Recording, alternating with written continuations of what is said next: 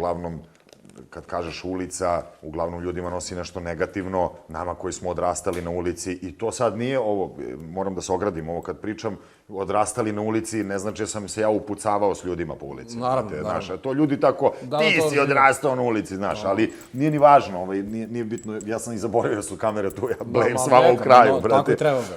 Ali stvarno, ulica nama znači sve i svašta, nama znači između ostalog i to, crtanje, grafita i sve nešto što ti neko uzbuđenje stvara, jer je kao klincima dešavalo nam se da nas zbog toga privode.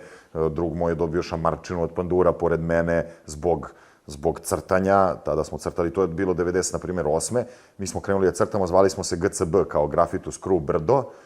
I to je jedno vreme kada su grafiti krenuli. Mi smo na Brdu prvi krenuli da radimo grafite. Crtali smo od 98. 99. Posle već